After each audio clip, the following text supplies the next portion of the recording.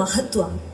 ഭൂമിയിൽ ദൈവകൃപ ലഭിച്ചവർക്ക് സമാധാനം. ഭയപ്പെടേണ്ട, ഒരു സദ്വാർത്ത നിങ്ങളെ അറിയിക്കുവാൻ ദൈവത്താൽ അയക്കപ്പെട്ടവനാണ് ഞാൻ. സകല ജനത്തിനും വേണ്ടിയുള്ള വലിയ സന്തോഷത്തിന്റെ സദ്വാർത്ത ഞാൻ നിങ്ങളെ അറിയിക്കുന്നു. ദാവീദിന്റെ പട്ടണത്തിൽ ലോകരക്ഷകനായ യേശു ക്രിസ്തു സകലർക്കുമായി മനുഷ്യനായി പിറവിയെടുത്തിരിക്കുന്നു. ഇതായിരിക്കും അടയാളം: ബത്ലഹേമിലെ കാലിത്തൊഴുത്തിലെ പുൽത്തൊട്ടിയിൽ കച്ചയിൽ പൊതിഞ്ഞ ഒരു ശിശുവിനെ നിങ്ങൾ കാണും.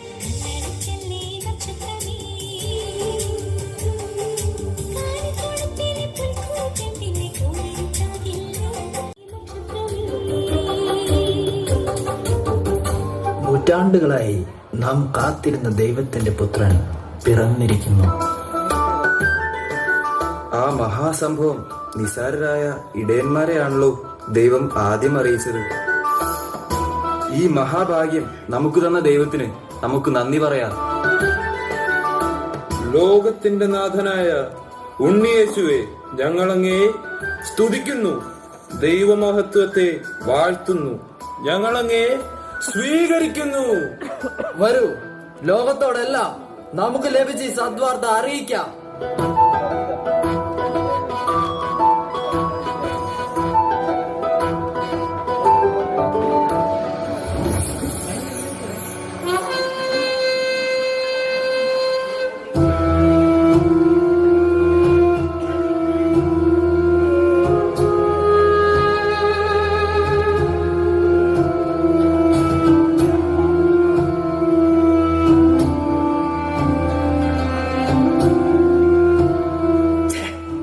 മന്ത്രിക്കും ശ്രേഷ്ഠന്മാർക്കും ഒന്നും പറയാനില്ലേ? നിങ്ങളുടെയൊക്കെ നാവ് ഇറങ്ങിപ്പോയോ?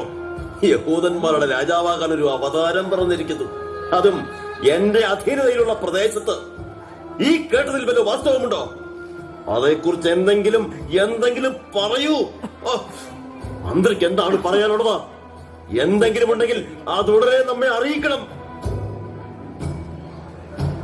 അത് പിന്നെ മഹാരാജൻ, പിന്നെയല്ല, ഇപ്പോൾ നമുക്കതറിയണം. പറയാൻ തുടങ്ങിയായിരുന്നു പ്രഭു. പിന്നെ എന്താണ് താമസം? പറഞ്ഞു തുലയ്ക്കാൻ. മഹാരാജൻ, അങ്ങനെ അങ്ങ് കോപിച്ചാൽ മന്ത്രി എങ്ങനാ പറയുക? നമ്മുടെ അധികാരവും പ്രാഭവും പ്രൗഢിയും എല്ലാം കവർന്നെടുക്കാൻ ഒരുവൻ വന്നുവെന്ന് കേട്ടാൽ നാം എങ്ങനെ അസ്വസ്ഥനാകാതിരിക്കും?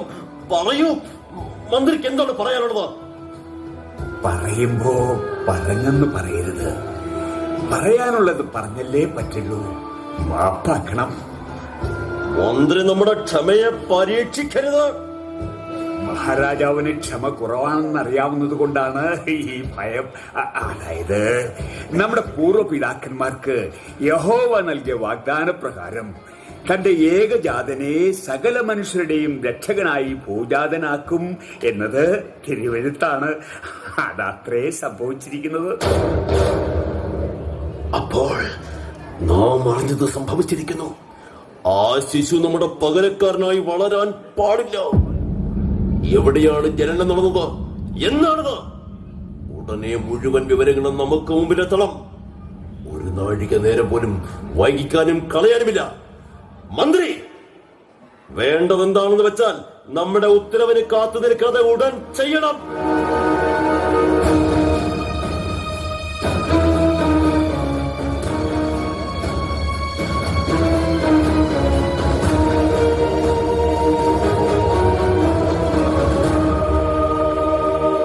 മഹാരാജൻ, കൊട്ടാരത്തിലെ മഷിനോട്ടക്കാരനെ വരുത്തിയാൽ കാര്യങ്ങൾ അറിയാൻ കഴിയില്ലേ?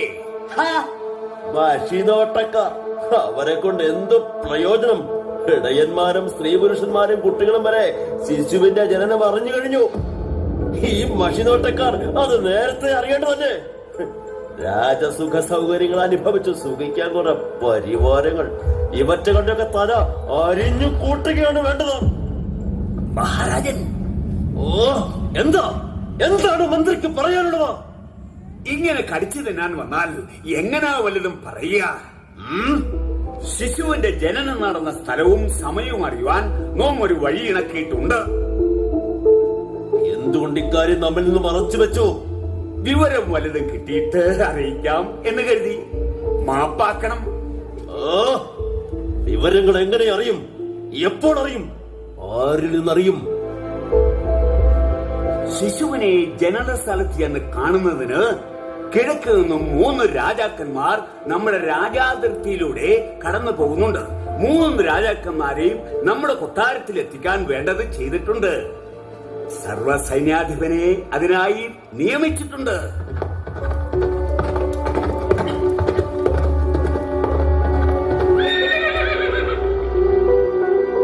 കിഴക്ക് ദേശത്തു നിന്ന് എത്തിയ 3 രാജാക്കന്മാരെ കൊട്ടാരം അതിഥികളായി എത്തിച്ചിട്ടുണ്ട് മഹാരാജൻ. വേണ്ട സമയത്ത് ഉത്തരവാദിത്വത്തോടെ പെരുമാറുന്നതിൽ താങ്കൾ മുൻപും മിടുക്കനാണ്. അഭിനന്ദനങ്ങൾ. രാജപ്രഭുതികളെ നമ്മുടെ കൊട്ടാരത്തിന്റെ പ്രൗഢമായ ആതിഥ്യാചാരപ്രകാരം ആനയിക്കും.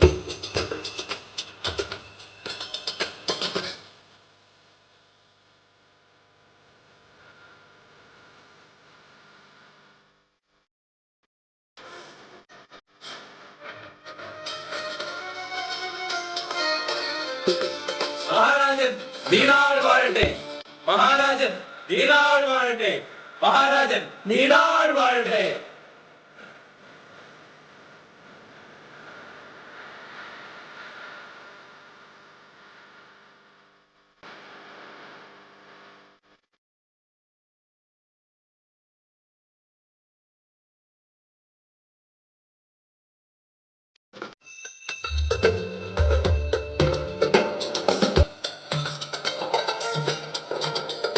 സ്വാഗതം, സ്വാഗതം, സുസ്വാഗതം. കടന്നു വരൂ. തികച്ചും അപ്രതീക്ഷിതമായാണ് ബഹുമാന്യ രാജാക്കന്മാരുടെ എഴുന്നള്ളത്ത് നമ്മുടെ കൊട്ടാരത്തിലേക്കുണ്ടായത്. വലിയ സന്തോഷം. ആസനത്തിലാകൂ രാജശ്രേഷ്ഠനെ.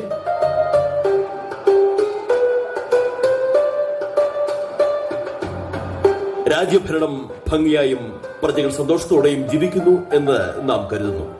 മന്ത്രിശ്രേഷ്ഠ, ഈ ബഹുമാനരായ 3 രാജാക്കന്മാരും നമ്മുടെ ഏറ്റവും ശ്രേഷ്ഠരായ മഹത്തുക്കളാണ്. രാജോചിതമായ സ്വീകരണം നൽകി നമുക്ക് ഇവരെ ആദരിക്കാം, ബഹുമാനിക്കാം.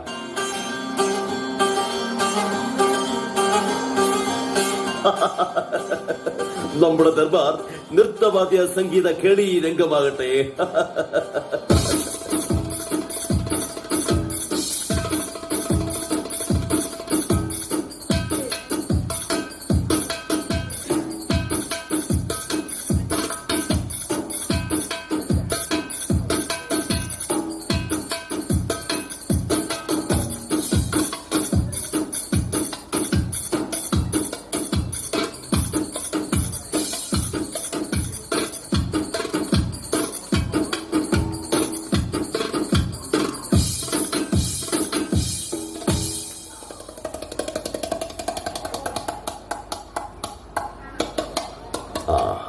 അല്ലയോ കിഴക്കിന്റെ രാജാക്കന്മാരെ, എന്താണ് മഹത്തുക്കളുടെ ആഗമനോദ്ദേശ്യം?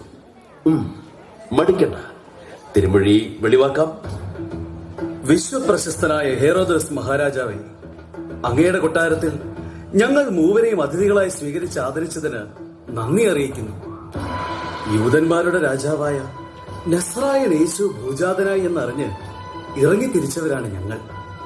യഹൂദന്മാരുടെ രാജാവ്. ആ രാജാവ് എവിടെയാണ് ജനിച്ചതെന്നോ എപ്പോഴാണ് ജനിച്ചതെന്നോ അറിയാമോ? ഇല്ല, അത് അന്വേഷിച്ച് കണ്ടെത്തണം. അതിനുള്ള ശ്രമത്തിലാണ് ഞങ്ങൾ. ഇത്രയും ശ്രമകരമായ ഒരു ഉദ്യമത്തിന് 3 രാജാക്കന്മാർ ഇറങ്ങി തിരിച്ചതിന് ഒരു ഉദ്ദേശമുണ്ടായിരിക്കുമല്ലോ. എന്താണത്? അത് ലോകരക്ഷകനെ നേരിൽ ദർശിക്കണം, കാഴ്ചദ്രവ്യങ്ങൾ സമർപ്പിക്കണം, അനുഗ്രഹം സ്വീകരിക്കണം. വേണം, അത് വേണം. വലിയ രാജാവിനെ ജനിച്ചിരിക്കുന്നത്. അപ്പോൾ ചെറിയ രാജാക്കന്മാരൊക്കെ കണ്ടു തൊഴുന്നത് നല്ലതാ. നാമും അങ്ങനെ തന്നെ ചെയ്യുവാൻ ആഗ്രഹിക്കുന്നു. ആയതിനാൽ നിങ്ങൾ ശിശുവിനെ കണ്ടെത്തി വണങ്ങി തിരികെ പോകുമ്പോൾ ഇതിലേ വരണം. വിവരങ്ങൾ നമുക്കും നൽകണം. കാഴ്ചദ്രവ്യങ്ങളുമായി ചെന്ന് കണ്ടുവണങ്ങുവാൻ നമുക്കും ആഗ്രഹമുണ്ട്. ആയതിനാൽ 3 ഇതിലേ വരണം. എന്താ, മടക്കയാത്ര മറ്റു വഴിയോ മറ്റോ ആണോ തീരുമാനിച്ചിരിക്കുന്നത്? ഞങ്ങൾ 3 വരും. വിവരങ്ങളെല്ലാം നൽകും. അതിൽ സന്തോഷമേ ഉള്ളൂ. നമുക്ക് സന്തോഷമായി. മൂവരും മടങ്ങി വരുന്നത് വരെ നാം കാത്തിരിക്കും. ശിശുവിനെ കാണാൻ നമുക്ക് അത്ര തിടുക്കമായി. എങ്കിൽ നേരം വൈകിക്കണ്ട, യാത്ര ആയിക്കൊള്ളൂ. മന്ത്രി, നമ്മുടെ അതിഥികൾക്ക് വേണ്ട എല്ലാ സൗകര്യങ്ങളും ചെയ്തു കൊടുക്കൂ.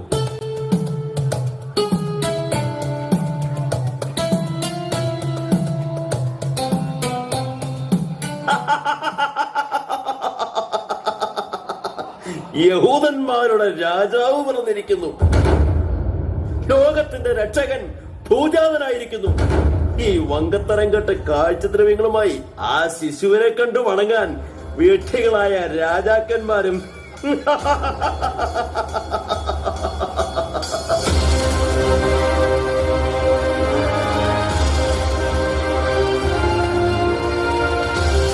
ആരാണ് യഹൂദന്മാരുടെ രാജാവ്? ആരാണ് രക്ഷകൻ? ആരാണ് ദൈവം? നാം തന്നെ, ഈ ഹെറോദോസ് മഹാരാജാവ്.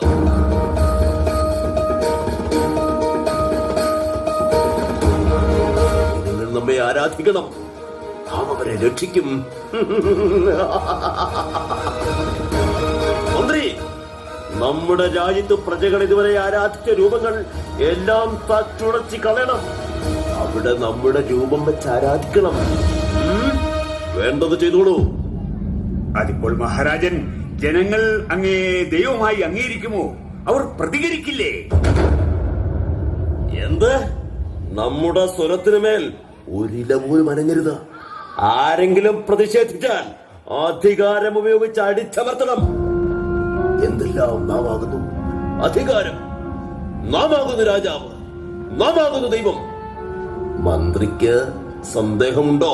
അധികാരം ഉപയോഗിച്ച് അടിച്ചമർത്തലിനെ തുനിഞ്ഞാൽ ജനങ്ങൾ തിരിച്ചടിക്കില്ലേ മഹാരാജൻ?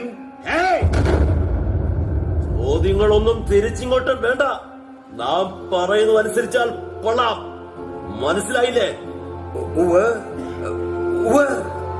ആ മഹാവിഡ്ഢികളായ രാജാക്കന്മാർ ശിശുവിനെ ദർശിച്ച് തിരികെ ഇവിടെ വരും, വിവരങ്ങൾ നൽകും. പിന്നെ എന്ത് ചെയ്യണമെന്ന് നമുക്ക് നന്നായി അറിയാം. നമുക്ക് നന്നായി അറിയാം.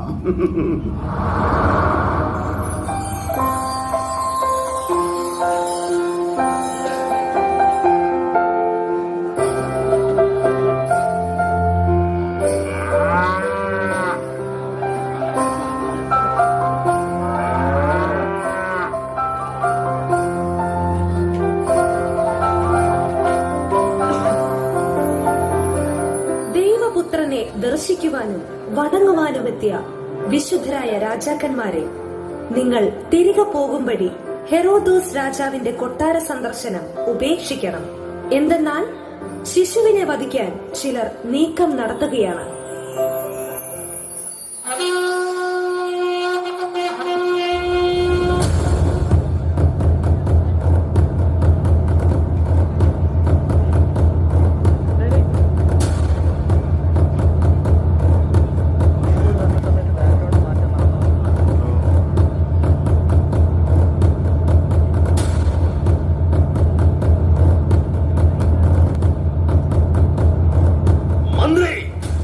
അടിയൻ, ശിശുവിനെ ദർശിക്കുവാൻ പോയ രാജാക്കന്മാർ ഇനിയും തിരിച്ചെത്തിയില്ല. നമ്മുടെ സർവ്വ സൈന്യാധിപനും സേനയും രാജ്യവും മുഴുവൻ അരിച്ചു പറക്കുന്നുണ്ട് മഹാരാജൻ. ഇനിയും കാത്തിരിക്കുന്നതിൽ അർത്ഥമില്ല.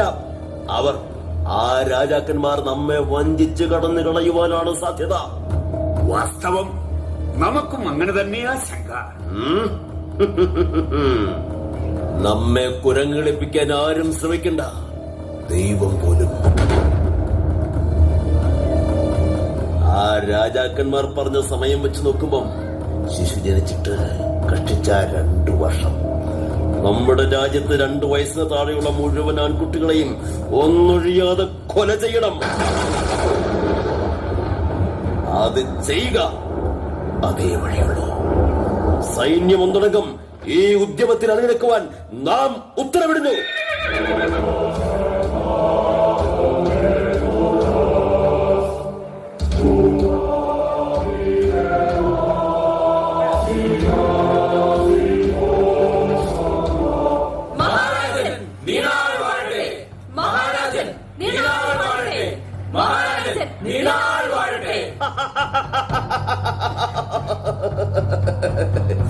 നാമാണ് രാജാവ്. നമ്മുടെ അധികാരം അത് നാം മറ്റാർക്കും വിട്ടുകൊടുക്കില്ല. അവരുടെ ദൈവം വിചാരിച്ചാൽ പോലും അത് സാധ്യമല്ലെന്ന് നാം തെളിയിക്കും. ഇന്നത്തെ രാത്രിയിൽ നമ്മുടെ രാജ്യത്തെ ആൺകുട്ടികളെ നഷ്ടമായ അമ്മമാരുടെ വിലാപവും നിലവിളികളുമാണ് ഉയർന്നു കേൾക്കേണ്ടത്.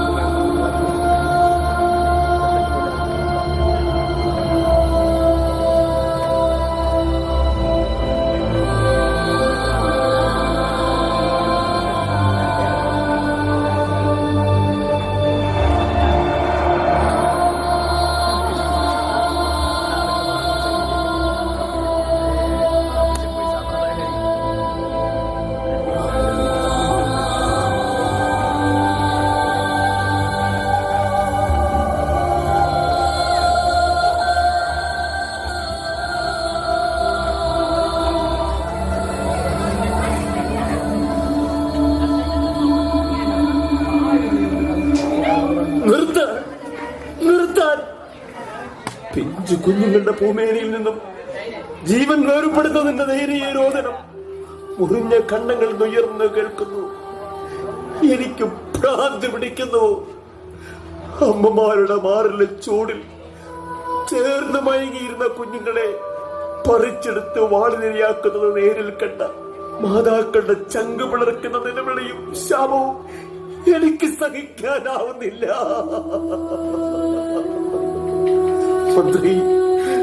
മന്ത്രി എവിടെ പോയി കിടക്കുന്നു? ഈ ശവങ്ങൾ അടിയൻ എല്ലാം കണ്ടും കേട്ടും ഇവിടെ തന്നെയുണ്ട് മഹാരാജൻ. എന്താണ് ഇതിനൊരു പ്രതിവിധി? മഹാരാജാവാണെങ്കിലും ഞാനൊരു മനുഷ്യനാണ്. എനിക്കിത് താങ്ങാനാവുന്നില്ല, സഹിക്കാനാവുന്നില്ല, പിടിച്ചു നിൽക്കാനാവുന്നില്ല. നിദ്രാവിഹീനങ്ങളായ എത്ര രാത്രികൾ എനിക്കൊന്നും ഉറങ്ങാനാവുന്നില്ല. എന്താണ് പ്രതിവിധി? പറയൂ മന്ത്രി. മഹാരാജൻ, ഞാൻ അങ്ങേ കുറ്റം പറയില്ല, അതിന് ഞാൻ ആളുമല്ല. പക്ഷേ പറയണമല്ലോ, ലോകത്തെല്ലാ ഭരണാധികാരികളും ഈ വിഷയത്തിൽ ഒരേ വികാരമുള്ളവരാണ്. അധികാരം. ഒരിക്കൽ അധികാരം കൈപ്പിടിയിൽ ഒതുക്കിയാൽ അത് വിട്ടുകൊടുക്കാൻ അവർക്ക് കഴിയില്ല. അധികാരികൾക്ക് തങ്ങളുടെ കീഴിലുള്ള മനുഷ്യരോട് എന്തുമാകാം. തങ്ങളുടെ അധികാരം സുരക്ഷിതമാക്കുവാൻ അവർ ജനങ്ങളെ തമ്മിലടുപ്പിക്കും, വർഗീയ ലഹളകൾ ഉണ്ടാക്കും, നിരപരാധികളായ എതിർപക്ഷത്തെ തുറകിലടക്കുകയും കൊല്ലുകയും ചെയ്യും. ഒരു രാജാവിന്, ഭരണാധികാരിക്ക്, മേലാളിന് അവർ പ്രവർത്തിക്കുന്ന ഏത് രംഗത്തായാലും അത് ആത്മീയവും ഭൗതികവുമായിക്കൊള്ളട്ടെ, ഒരു ദിവസം എല്ലാം വെച്ചൊഴിഞ്ഞു പോകണമെന്ന് പറഞ്ഞാൽ എങ്ങനെ അത് അംഗീകരിക്കാൻ കഴിയും?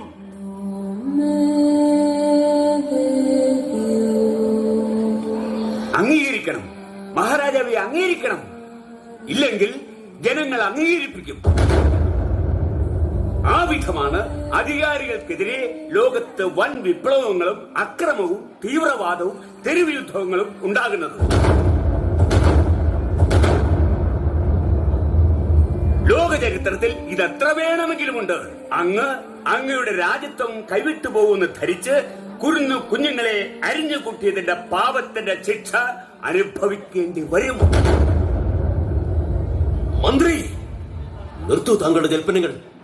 വേണ്ടി വന്നാൽ കുഞ്ഞുങ്ങൾ നഷ്ടപ്പെട്ടതിന് നമ്മെ ശപിക്കുന്ന ഓരോ സ്ത്രീയെയും നാം നരനായാട്ട് നടത്തും. ആ നാവുകളെ നാം നിശബ്ദമാക്കും. അതിനുള്ള അധികാരം നമുക്കുണ്ട്. നാം ഇപ്പോഴും യഹൂദയായുടെ മഹാരാജാവാണ്. മഹാരാജാവ് നാമാണ് ദൈവം, നാമാണ് അധികാരി. ഈ അധികാരം അത് നാം മറ്റാർക്കും വിട്ടുകൊടുക്കില്ല, ദൈവത്തിന് പോലും.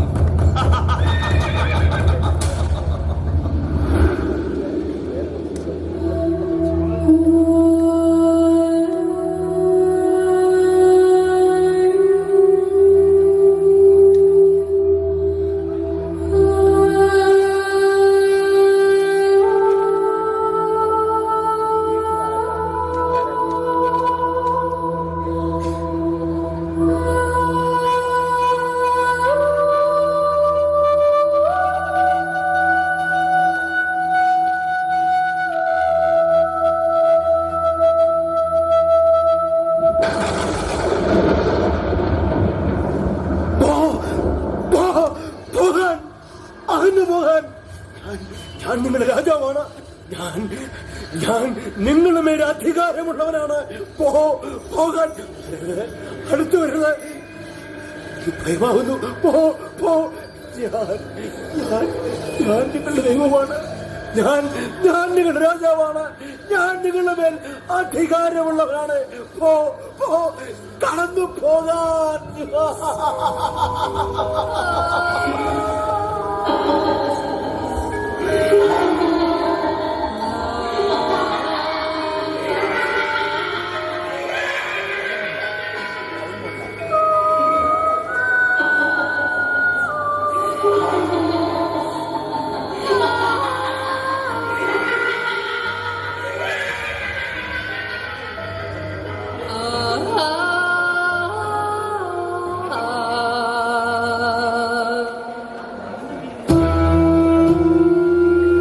ലോകാരംഭം മുതൽ ചരിത്രത്തിന്റെ നാൾവഴികൾ ഇതാണ്. ഇത് ലോകാവസാനത്തോടെ അവസാനിക്കൂ. അതിന് കാരണമാകുക മനുഷ്യന്റെ അധികാര പ്രബദ്ധതയാകും. ഞാനാണ് നേതാവും ജേതാവും നായകനും. തനിക്ക് കീഴ്പ്പെട്ട് തന്റെ അജ്ഞാനുവർത്തികളായി മറ്റുള്ളവർ ജീവിച്ചു കൊള്ളണം എന്നുള്ളത് കുടുംബ പശ്ചാത്തലം മുതൽ രാജഭരണാധികാരം വരെ അത് നീളുന്നു. അതിന് പ്രപഞ്ച സൃഷ്ടാവായ ദൈവത്തെ തള്ളിപ്പറയുകയും ദൈവത്തെ ആയുധമാക്കുകയും ചെയ്യുന്നു. അതാണ് അധികാരമെന്ന വികാരം. തിരിച്ചറിവിന്റെ പാഠപുസ്തകമാണിത്. മഹാരാജാവിന് മാത്രമല്ല, അത്തരം മനോഭാവങ്ങൾക്കുള്ളതാണിത്.